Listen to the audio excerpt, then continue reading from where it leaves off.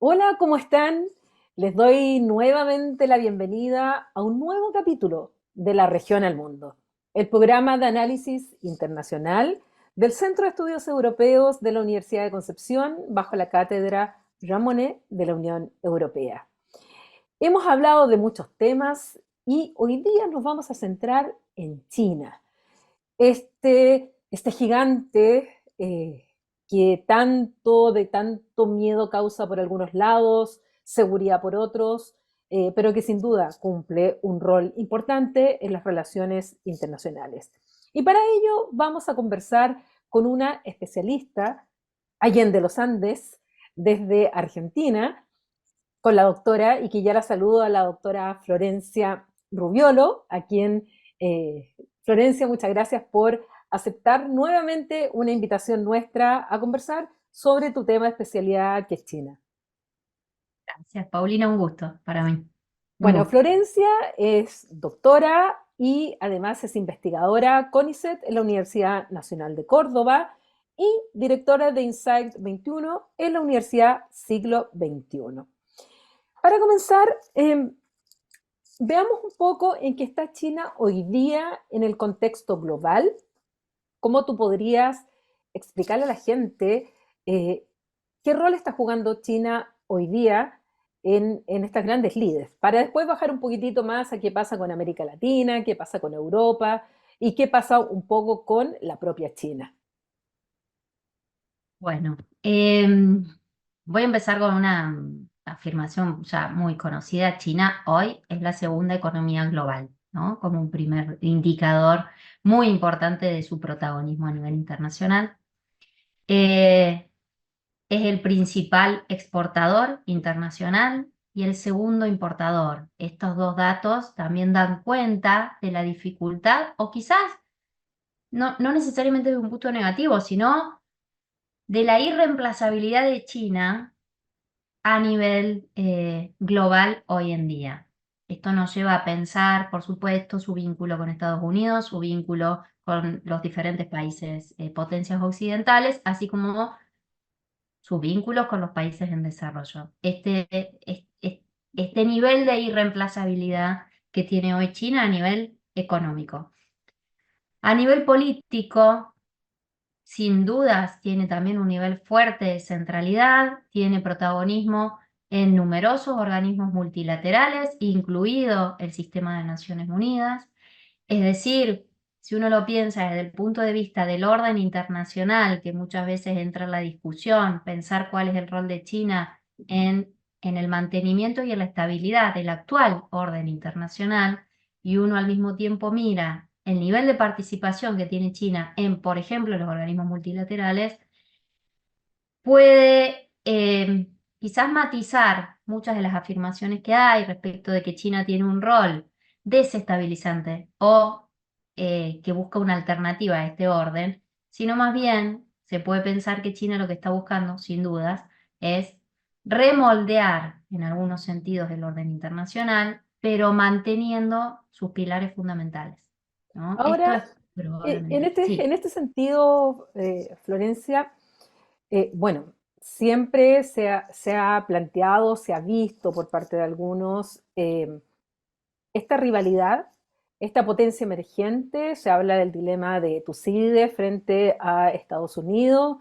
Algunos plantean la relación más como una rivalidad cooperativa, más que conflictiva. Otros no, otros los van derechamente a que van hacia un enfrentamiento. En fin, hay distintas posiciones frente a lo que es esta rivalidad hoy con Estados Unidos. ¿De qué manera tú visualizas esta, esto que en definitiva es una rivalidad, pero que a lo mejor puede tener otros ribetes y no necesariamente llevarnos a un enfrentamiento directo entre ellas, o tal vez un enfrentamiento indirecto, pero no por la vía armada, no una segunda guerra fría? ¿O cómo lo ves tú en este sentido?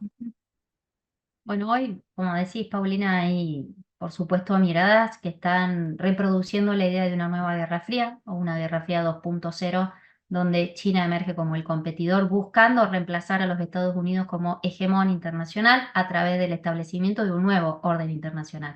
Creo que, o sea, no es el escenario que estamos viendo, y no lo digo solo por una cuestión de interpretación teórica, sino también por los datos que estamos viendo y el comportamiento que estamos viendo de China. Eh, es indudable que hay una rivalidad y es indudable también que parte de esta rivalidad parte de una construcción retórico-discursiva inicialmente, donde por supuesto la potencia hoy hegemónica ve con preocupación la emergencia de una segunda potencia, además que no forma parte de alguna forma los estados afines democráticos liberales, ¿no? Entonces esto por un lado, desde el punto de vista norteamericano hay una construcción que empezó por lo discursivo, pero que hoy tiene, sin duda, ribetes materiales de rivalidad y en algunos casos competencia, ¿no? Em, Desde el punto de vista chino, si uno ve la política exterior de Xi Jinping para hablar de la actualidad, más allá de que sin duda tiene una política exterior que uno puede decir más asertiva de alguna forma y más demostrativa de poder, muy distinta de la que tuvo Hu Jintao, su predecesor. No obstante, busca la política exterior china por todos los medios evitar justamente el confrontamiento directo o indirecto con los Estados Unidos. Esto nos puede llevar a pensar en la hipótesis de que un enfrentamiento militar entre ambas, un conflicto abierto militar entre ambas, no es un escenario hoy probable realmente. En primer lugar, China no está en condiciones de enfrentarse militarmente a Estados Unidos y no lo va a estar por decenas de años, ¿no? Porque ambos países, así como Estados Unidos, China está invirtiendo en armamento y en tecnología militar, también lo está haciendo Estados Unidos. Estados Unidos tiene muchísimo mayor nivel tecnológico y capacidad militar también. Entonces, desde ese punto de vista, es sumamente improbable. Pero además, porque la política exterior china está buscando construir y ampliar su influencia, pero buscando de alguna una metáfora conquistar, ¿no? Conquistar voluntades, dicho casi literalmente por la Un política soft exterior power, china. según Joseph Nye, la O soft power, atracción más que, claro, un soft power ahí más que un hard power. exactamente. ¿Ves?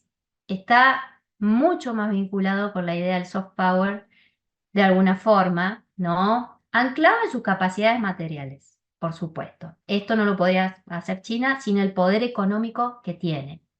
Entonces, su potencia, su poder material, le permite este poder blando. Pero ese poder blando se basa no en sus capacidades materiales militares, sino en sus capacidades materiales económicas. Y cómo su proceso de desarrollo también genera atracción, sobre todo en los países en vías de desarrollo, que son la mayoría del mundo, ¿no? Que no encuentran otra alternativa alcanzable. De alguna forma, China no necesita enfrentarse directamente con Estados Unidos en esta hipótesis. Es innecesario el conflicto directo para tener mayor poder y expandir su poder. Uno podría entender que la preocupación norteamericana hoy, e incluso hay asesores políticos norteamericanos hoy, indicando que la política exterior norteamericana, antes que ir a buscar el espacio de conflictividad y de competencia para ganar directamente con China, tendría que empezar a buscar cómo ganarle, reconociendo la necesidad de la redefinición de su rol en el orden internacional, particularmente para hacerlo más atractivo para los países que quedaron afuera y que están buscando otra alternativa. Y esa otra alternativa es China, ¿no? La Eso que construcción de poder es tú, más compleja. de lo que tú señalas, surge un concepto que está siendo muy usado, no necesariamente compartido por los especialistas, pero sí bastante usado, que es el sur global. ¿Qué se entiende por sur global? ¿Tú estás de acuerdo con esto que existiría un sur global frente a un norte global, los ricos occidentales, poderosos, grandes potencias, fundamentalmente pensando en Estados Unidos, OTAN y todo ese occidente, digamos, que son afines frente a esto que tú estás señalando, aquellas potencias emergentes, América Latina, Asia, África, pero que dentro está China como parte de estas potencias emergentes, donde ya de emergente la verdad es que no sé si podemos Nada. calificarla de tal. Coincido con vos, China ya no es una potencia emergente, a menos que pensemos en el PBI per cápita de China, que aún hoy la deja en un lugar aproximadamente 70 a nivel global. Por supuesto, desde ese punto de vista del PBI per cápita, que indica el nivel de desarrollo de su población, uno puede discutir o plantear, bueno, China todavía está en un proceso de desarrollo desde esa variable. En todas las otras variables, en su mayoría, no, mucho menos en el PBI total. Em, entonces, sí, absolutamente de acuerdo que clasificar a China como parte del sur global es muy cuestionable hoy en día, es una potencia consolidada, sin dudas. Y si el sur global como categoría, es tu pregunta, si yo estoy, ¿cómo la veo? Creo que hoy es una categoría, por supuesto, sumamente amplia y puramente analítica, nada más hipersimplificadora, buscando encontrar esa, nada más diferencia, marcar esa diferencia. Hay países que no tienen ese nivel de desarrollo y hay otros que sí. Y en esa única dimensión muy amplia, uno puede hablar de un sur global. Pero esto no implica que ese sur global comparta ni intereses completos, ni valores, mucho menos, ni posicionamientos geopolíticos, ni hablar. Eh, por supuesto quedan afuera cuestiones culturales, tampoco. Entonces, eh, creo que es una categoría simplemente que nos permite distinguir entre hoy nivel de desarrollo económico y definido muy ampliamente esa categoría de desarrollo económico y nada más. Eh, y categorizar ahí adentro a China, muchas veces los propios chinos lo hacen por una cuestión del pasado colonial, por ejemplo, Mm. compartido con los países del sur global, pero hoy en día en términos de indicadores particularmente económicos, eh, China no está dentro de la categoría sur global. Conversando un poco también o analizando un poco lo que ha sido esta emergencia de China, cómo ha ido ganando espacios, ¿cómo evalúas tú lo que significó China durante la pandemia? Nosotros vimos claramente que ahí hubo un espacio en el cual China demostró un poder, hizo reaccionar también a las potencias, de ahí viene toda esta idea, por ejemplo, en Europa, y sobre todo el presidente Emmanuel Macron en Francia plantea esto de la autonomía estratégica de las industrias críticas, porque estaban dependiendo de los ventiladores, de las mascarillas chinas, todo estaba en China. ¿Cómo ves tú que sale China después de este periodo de pandemia, donde además se une al hecho de haber estado en el poder Donald Trump, donde también va dejando espacios en algunos, en Naciones Unidas, en la Organización Mundial de la Salud, en otros sectores donde China empieza a llenar esos espacios que evidentemente, si el espacio está, alguien lo va a llenar y aparece China. ¿Cómo ves tú que jugó ahí este rol China y cómo lo habéis parado justamente post-COVID? Bueno, durante el COVID, durante la pandemia, creo que primero hay que tener en cuenta que China empieza a actuar a desplegar iniciativas globales sanitarias, también como respuesta a las duras críticas que tuvo por su mal manejo de la enfermedad dentro de su territorio y la deficiente información que dio a los organismos internacionales y a otros países respecto de la expansión del COVID al interior. Esto en primer lugar, digamos, su mala imagen en ese sentido está vinculada a su posterior estrategia de tratar de reconstituir esa imagen de poder responsable, ¿no?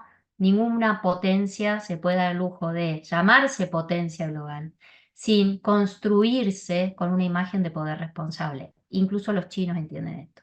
Entonces creo que en primer lugar pasa por ahí esa rápida respuesta global y solidaria en términos sanitarios de China. O sea, como variable de prestigio a nivel de Exacto, proyección internacional. como una variable de prestigio. Y el propio reconocimiento chino de que necesitan esa imagen, y no solamente con los países del sur global, la necesitan también con los países, con las potencias occidentales, y la buscan. Creo que es un elemento interesante a tener en cuenta, que no quieren ser vistos como quienes alteran el sistema, ¿no? Sino quienes contribuyen a mantenerlo. Creo que es importante este elemento. Y además se conjugó, como dijiste muy bien, yo creo que es una variable fundamental, con un gobierno norteamericano, con un proceso de retracción a la participación en organismos internacionales y que parte durante la pandemia adoptó una política casi de negación, por no decir de negación, de hecho, al interior y al exterior de los Estados Unidos, dejando un espacio muy vacante, donde ¿qué otro país, pensando cómo estaba Europa en ese momento durante el proceso pandémico, podía ocupar ese espacio si no era China? De alguna forma terminaron dejándole el campo abierto, donde China supo aprovechar muy bien para avanzar. Ahora, toda esa imagen positiva que sin duda creo que se construyó, uno podría decir esa siembra de poder blando que hubo durante la pandemia, eh, sale China de la pandemia en parte fortalecida, pero también habiendo tenido en ese proceso, por ejemplo, una política diplomática más aguerrida, que fue la de Wolf Warriors Diplomacy, que hoy en día ya pasó al olvido dentro de lo que es la diplomacia china, porque no funcionó. Pero eso, por otro lado, contribuyó a generar una imagen negativa también de China. Mientras había una imagen positiva dada por la solidaridad sanitaria, una imagen negativa dada por una mayor diplomáticos más aguerridos, que respondían principalmente a las críticas de derechos humanos, por ejemplo. Entonces creo que en este doble, simplificando, ¿no? En este doble proceso, China emerge de la pandemia eh, con una imagen en parte fortalecida, se muestra su relevancia y su, nuevamente, irreemplazabilidad a nivel internacional, pero a nivel interno, por otro lado, creo yo, acá pasamos a otro plano, emerge más debilitada a nivel interno. De hecho, la salida del COVID cero de la pandemia de Xi Jinping no fue una decisión autónoma del gobierno del Partido Comunista, sino que fue una respuesta a las fuertes presiones de la sociedad civil china por justamente salir de las medidas restrictivas. Entonces, y además la recuperación económica post pandemia de China hoy todavía no se produjo. No, no por Entremos nada. a esos temas internos de China antes de hablar de sus relaciones con América Latina, que son tan importantes. ¿Cómo está China hoy en materia de crecimiento? ¿Cómo está en materia de sus indicadores, tanto económicos como también de su desarrollo humano? Eh, a nivel político sabemos que se trata de un partido único, muy férreo, donde además en el poder Xi Jinping ya está eh, más que consolidado justamente con las imágenes que vimos de opositores a él, incluso con su antecesor frente a las cámaras, donde se le saca de reuniones. Así Pero es. ¿cómo está China? ¿China hoy día está creciendo, no está creciendo? ¿Está al ritmo que China espera? ¿Hay alguna ralentización de su economía? ¿Cómo está?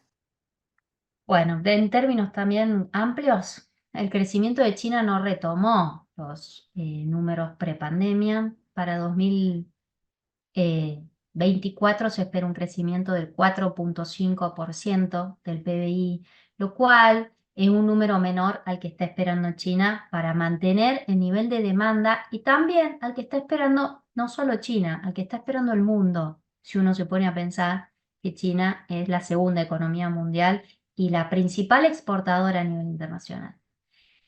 Eh, el pronóstico para 2024 es un 4,5 de crecimiento, lejos del 6% mínimo que necesitarían para mantener un nivel de crecimiento más estable y para mantener el nivel de demanda también.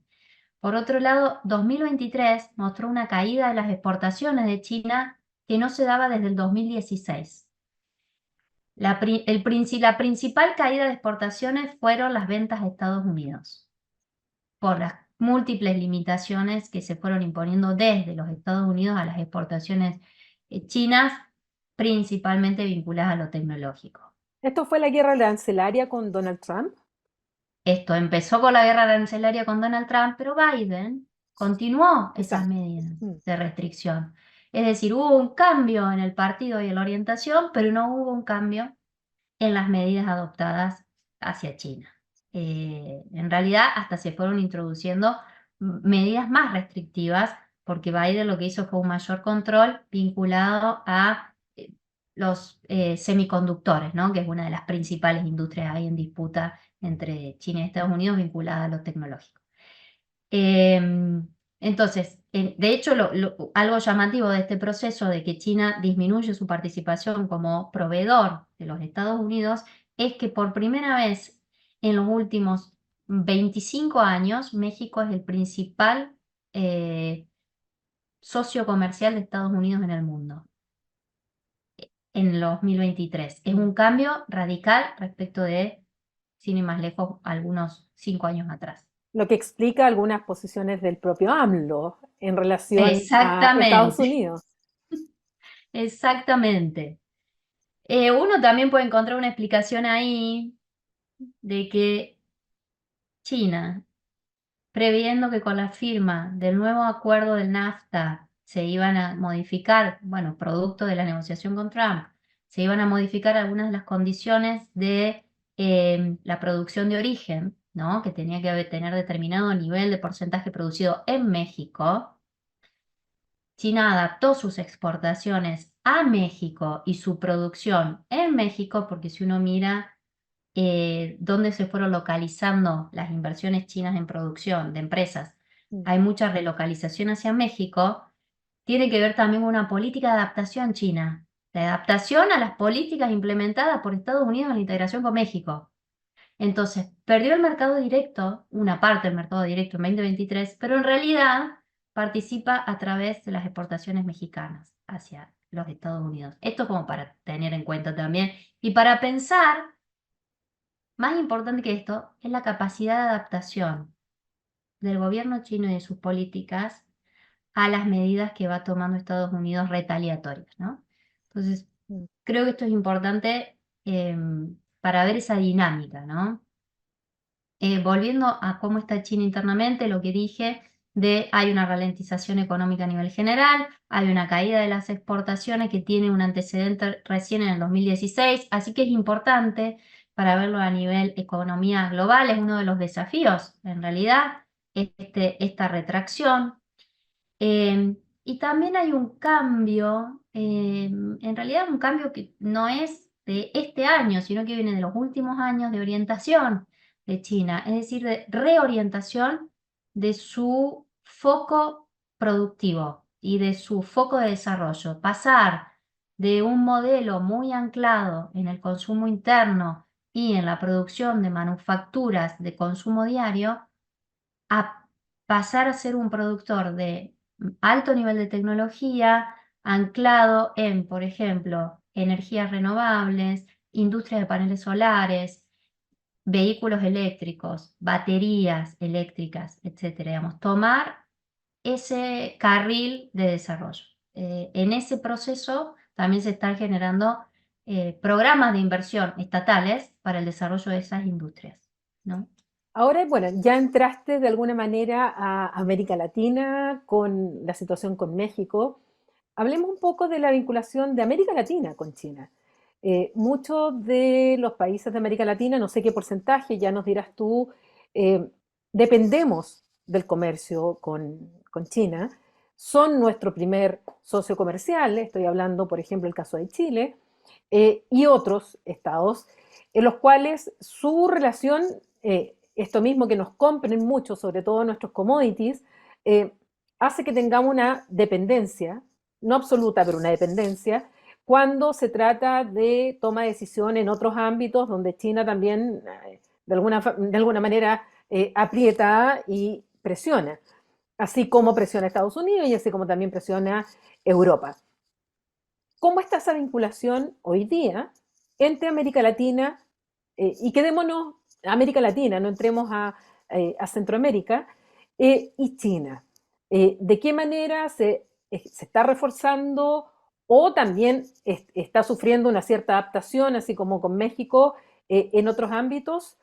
Eh, ¿Cómo funciona aquí también las iniciativas que la propia China ha ido estableciendo en relación al exterior, incluyendo América Latina, como la Ruta de la Seda, como el caso del Banco de Inversiones, o cómo está funcionando el mismo BRICS? ¿Qué nos puedes contar respecto a esta vinculación? Bueno, como bien decís, el principal eje todavía hoy de relación de China con América Latina en general sigue siendo el comercial. Dentro de lo económico, el comercial. Hay una distinción en un sentido muy claro de lo que es América del Sur, del resto de América Latina, incluyendo a México, que América del Sur tiene una complementariedad natural con China, mientras que México no, digamos que es el otro grande. Entonces, haciendo esta distinción, si nosotros tomamos toda eh, América Latina tiene una relación deficitaria en términos comerciales con China, pero porque México tiene un fuerte déficit. Ahora, si nosotros tomamos solo América del Sur y exceptuamos el resto de la región, América del Sur tiene una relación superavitaria con China, a excepción de Argentina. El resto de los países, particularmente Chile, Uruguay y Brasil, tienen un fuerte superávit en su relación comercial con China. Lo que hace que decía que un socio altamente estratégico en lo económico, ¿no? Además, hay un fuerte nivel de concentración de las exportaciones, siendo el caso de Uruguay, más del 35% de sus exportaciones se dirigen a China. Chile está en un número similar. Mm. Es decir, que no solo es el primer socio, sino que aparte es un socio con alto nivel de concentración de la cantidad del monto. Y además de concentración productiva, esto es conocido, Chile la exportación de cobre, Uruguay la exportación de carnes, Brasil la exportación de mineral de hierro, soja y petróleo, ¿no? Argentina también tiene un altísimo nivel de concentración de exportaciones, pero a diferencia de sus vecinos, de estos tres vecinos, China representa solamente el 7%, entre el 7 y el 8% del total de las exportaciones. Tiene más diversificado en ese sentido, por eso también se explica el fuerte superávit, el déficit, perdón, que tiene Argentina con China. Le compramos muchísimo más de lo que le vendemos. Ahora, y Em, Argentina en ese sentido, cuando grabamos esta conversación, justamente la ministra de Relaciones Exteriores se encuentra en China. El presidente Milei ha hecho algunas declaraciones bastante fuertes en contra de China. Eh, ¿Cómo se da ese vínculo? ¿Qué pasa ahí con el gobierno de Milei hoy día? La vinculación eh, con este país, que de todas maneras es un 7%, y claramente China tiene algunos sectores donde evidentemente resulta mucho más favorable comercializar con ellos que con otros. Tiene una ventaja comparativa también frente a eso. ¿Qué pasa ahí con el actual gobierno de Argentina y con, con estos discursos y salidas un poco de libreto, si podemos llamarlo así, del presidente Milei? Bueno, sí, sin duda no es un momento quizás tranquilo en la relación bilateral en absoluto. Se veía venir en las declaraciones previas a ser electo presidente. Milei ya había planteado esta orientación que tenía, y también mantuvo también un discurso bastante confrontativo, podemos decir, respecto de China. Ahora, eh, que sin dudas no favorece en absoluto la relación, de hecho, la perjudica, porque más allá de que, como se plantea también desde el gobierno, podemos decir todo esto en términos políticos, pero business as usual, digamos, más allá de esta concepción, eh, es indudable que el daño discursivo, retórico y político que se puede hacer de la relación va a generar una respuesta del otro lado, más cuando la contraparte es China, que no es un país menor. En ese sentido, Diana Mondino está en este momento, nuestra canciller, de visita en China, con la misión de justamente acercar posiciones, minimizar las tensiones que se están teniendo con China, desde el lugar de ministra de Relaciones Exteriores, ¿no? Entonces vemos ahí quizás diferentes caminos dentro de lo que es el Poder Ejecutivo, donde el presidente tiene una visión y una retórica mucho más confrontativa, y la ministra de Relaciones Exteriores ahora intentando limar esas tensiones. ¿Por qué? Porque Argentina tiene, más allá de un fuerte nivel de comercio con China, aunque no sea nuestro principal destino ni nuestro principal socio comercial, que es Brasil, sí es el segundo y tiene un rol fundamental en el comercio internacional. La Argentina sí tenemos un nivel altísimo de importaciones, pero además hay un fuerte nivel de inversiones de China en la Argentina en diferentes sectores estratégicos, particularmente el energético y el transporte. Digamos, dos sectores son estratégicos para el país Mm. y que necesitan de inversiones para el desarrollo de infraestructura. Es decir, que la Argentina no puede prescindir de esta fuente de financiamiento. Y además tenemos un fuerte compromiso crediticio a través del swap, eh, que ayuda al fortalecimiento de las reservas de Argentina. Entonces, desde esta mirada, China es un socio estratégico para el país, no solamente desde lo comercial, sino también crecientemente desde lo financiero y de la creación de infraestructura.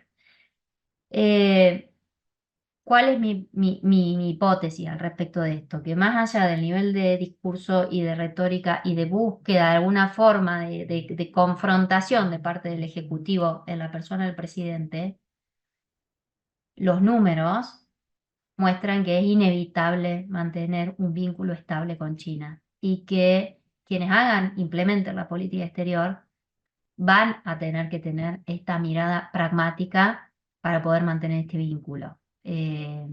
Va a requerir más esfuerzos, seguramente, porque una relación que se daña, hay que repararla. Entonces creo que en ese sentido sí va a requerir más esfuerzos de parte de las otras áreas. eh, pero así como uno puede pensar, no quiero hacer una comparación superficial, pero uno puede pensar en el gobierno de Bolsonaro, que tuvo un inicio de gobierno también sumamente confrontativo con China, pero que ante la evidencia de su centralidad como socio, eh, era inevitable que bajara el nivel de confrontación y limara las asperezas con, ahí sí, su principal socio comercial. Entonces Ahora, creo. ¿cómo está funcionando la ruta de la seda? ¿Cuántos países de América Latina han ya entrado con estos préstamos, inversiones, créditos? Em, y además, ¿cómo está funcionando el BRICS en este sentido? Bueno, la ruta de la seda, bueno, iniciada en 2013, América Latina no formaba parte del plan inicial, se incorpora a partir del 2017, 2018, donde uno de los primeros países en incorporarse en realidad fue Panamá, se incorpora Uruguay, se incorpora Chile. Hoy en día hay alrededor de 21 países latinoamericanos que firmaron el memorando de entendimiento para acceder a la ruta de la seda. Eh, los proyectos desarrollados en América Latina dentro, en el marco de la Ruta de la Seda, hoy no hay ninguno solo vinculado a la Ruta de la Seda. Hay proyectos de financiamiento desarrollados, sin dudas, pero que o anteceden a la Ruta de la Seda, por el caso de Argentina, por ejemplo, o fueron firmados en paralelo, ¿no? Entonces, ¿qué pasa con la Ruta de la Seda? Que antes es una gran iniciativa de financiamiento para infraestructura estratégica en países principalmente en vías de desarrollo, pero que lo que busca esta iniciativa es articular todos los vínculos preexistentes de China con ese país. Entonces, se accede a la Ruta de la Seda a través de un MOU no vinculante que no pasa por el poder legislativo de los países que acceden, porque no implica el compromiso de recursos. El compromiso de recursos lo implican otros acuerdos que sí pasan por el poder legislativo. Entonces, la Ruta de la Seda de una forma hoy para América Latina es una gran política china que muestra su potencia y firmar, acceder, es reconocer esa potencia china, ¿no? Pero no implica acceder automáticamente a financiamiento. A esto voy. Sin embargo, ha habido una también, eh, a ver, es claro que ha habido una expansión de la presencia china en inversiones, que igual aún no supera las potencias occidentales, ¿no? Está muy por detrás de los países occidentales todavía. Eh, y una de las cuestiones que se está empezando a ver respecto de la Ruta de la Seda y del financiamiento vinculado a iniciativas de la Ruta de la Seda en los caminos es que los préstamos iniciales, que principalmente se hicieron en regiones cercanas a China, Sudeste Asiático, Medio Oriente, Asia Central, Asia del Sur, mostraron algunas debilidades. Una de ellas, que no se hicieron verdaderos estudios de factibilidad, es decir, de que los países recipientes pudieran devolver Mm. ese dinero. Y hoy en día también lo que se está viendo es que China está sufriendo, está de alguna forma crisis o amenaza de crisis del deudor, en realidad, porque le está teniendo muchos problemas para cobrar los préstamos. Porque por esta misma condición de flexibilidad, de accesibilidad, de que sobre todo eran accesibles a diferentes tipos de gobiernos y diferentes tipos de economías sin hacer un estudio de factibilidad, hoy en día están teniendo problemas en este sentido. Y está bajando el monto de las inversiones que está haciendo China a través de la Ruta de la Seda, ¿no? Y están generando procesos mucho más estrictos de evaluación de los proyectos de inversión. Uno puede decir, esto parte, por supuesto, de la inexperiencia, del aprendizaje, de que se está convirtiendo en potencia, ¿no? Y este proceso de aprendizaje lleva a esto. Es importante igual ver acá que su proceso de aprendizaje lo está acercando a una mirada más conservadora, más acercada a los organismos financieros internacionales occidentales, que alejándolo de ellos. Creo que Qué ujú, interesante lo último que planteas, cuando justamente nace como ujú, una alternativa distinta, crítica del Banco Mundial, del Fondo Monetario Internacional y otros, y termina finalmente también adaptándose a ese pragmatismo que tú mencionabas, tanto de Brasil, de Argentina u otros, eh, que la evidencia al final se impone ante ujú. esto. Para terminar, hablemos también de la relación con Europa. Sí. ¿Cuánto, y aquí me interesa más del punto de vista geopolítico, Ujú, cuánto o cómo se da la relación entre China y Europa en general, y aquí también podemos pensar Europa como la OTAN, cuando nos encontramos con la guerra de Ucrania, donde está Rusia enfrentado eh, a Ucrania, pero en definitiva está enfrentada a los países que están apoyando a Ucrania, que en definitiva es la OTAN. ¿Cuál es el rol de China en esta guerra? Porque la hemos visto votando, vetando o, o guardando silencio. frente a las condenas a Rusia. ¿Qué vinculación existe ahí entre China y Rusia frente a Europa? Bueno, eh, indudable que el rol de China está siendo el de sostener implícitamente. ¿Por qué digo implícitamente? Porque no lo dicen, pero está sosteniendo económicamente el esfuerzo de guerra de Rusia y el sostenimiento de una situación estable dentro de todo económica, a pesar de las sanciones que se le están aplicando a Rusia, ¿no? ¿Cuál es el actor que está ahí cambiando quizás el margen de posibilidades de Rusia de sobrevivir a esas sanciones? Está siendo China. Digamos, la compra de petróleo y gas que está efectuando China respecto de Rusia es sin duda una de las claves para entender por qué Rusia puede sostenerse a pesar de las sanciones. De hecho, creció, creo que estuvo, ¿cuánto? Un 3,5 Sí. el Y año pasado. además, un elemento es que ese comercio no se está haciendo en dólares, que es lo otro importante. Es Mm, decir, que de alguna forma este conflicto está contribuyendo a la parcial desdolarización del comercio internacional, como para entender, favoreciendo, por mm, supuesto, el posicionamiento de la moneda china. Eso por un lado.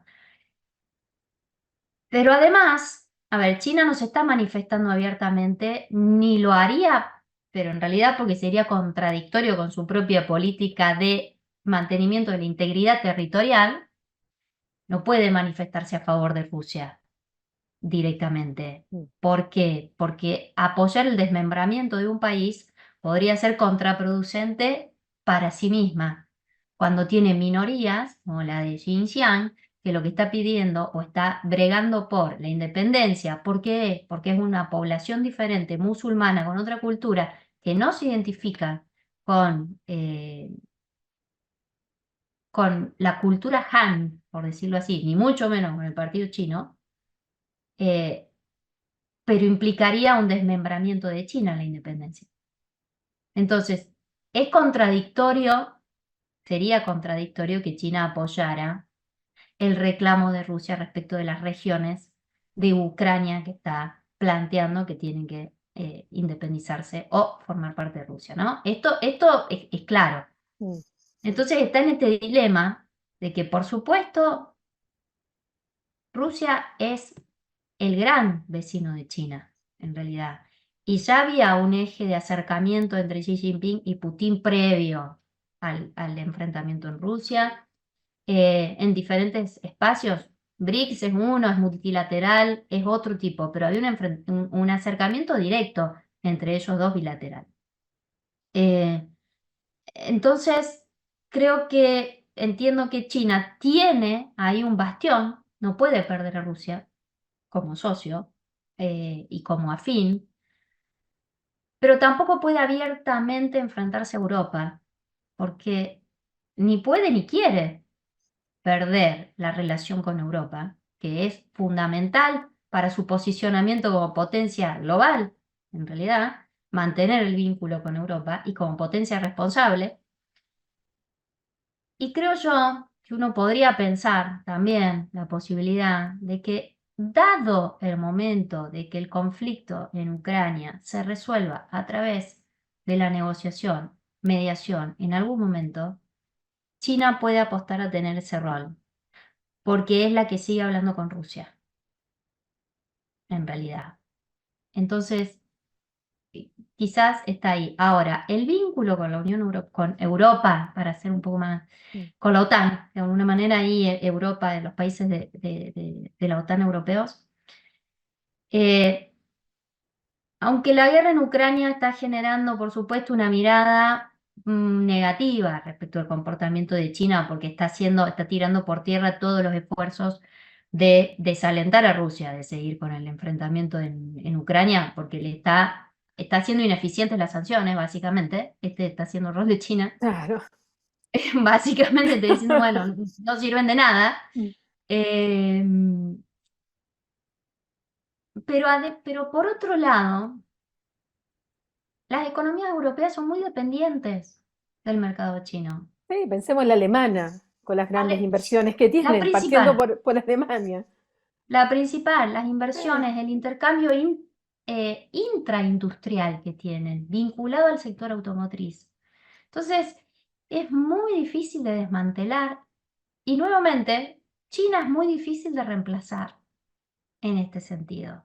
Incluso aunque haya colapsado el acuerdo de inversiones, aunque tenemos fuertes críticas europeas respecto de las políticas de derechos humanos, la violación de derechos humanos que se está produciendo por parte de China en una región en particular, que es la región del Xinjiang, y las denuncias que hay vinculadas a esto, esto no ha desalentado el mantenimiento de un vínculo estrecho entre los países europeos, occidentales y China. Y es porque la relación es más compleja que solo la mirada geopolítica respecto de Ucrania o la dimensión del orden vinculado a los derechos humanos. Como hay otros subórdenes que operan que son tan fundamentales para la supervivencia de los países europeos, en este caso, ¿no? Entonces creo bueno, que esto hay que tener en cuenta en ese análisis. yo te quiero agradecer muchísimo, Florencia. Dimos un paseo general por el mundo, la vinculación de China. Nos quedó incluso en el tintero un tema en común que tenemos de cómo China ha entrado también a nivel subestatal o Ay, subnacional. Ahí sí. también hay un tema que nos es común y que lo hemos descubierto en algunos seminarios que hemos estado. Pero yo quiero agradecerte muchísimo esta mirada tan completa, tan profunda, con una visión y con un lenguaje tan claro para nuestros espectadores, para que entiendan un poco de que las relaciones son bastante complejas y la simplificación es lo que puede jugar en contra de cualquier buen análisis. Así es que muchas gracias, Florencia, por haber estado hoy día en De la Región al Mundo. Gracias, Paulina, un placer para mí. Gracias. Bueno, y ustedes ya saben, cada semana tenemos un capítulo, un nuevo invitado, invitada, con un nuevo tema internacional para seguir tratando de comprender lo que ocurre en el mundo desde un punto de vista regional, local, nacional, pero también con una mirada global. Los esperamos la próxima semana con un nuevo de la región al mundo. Hasta pronto.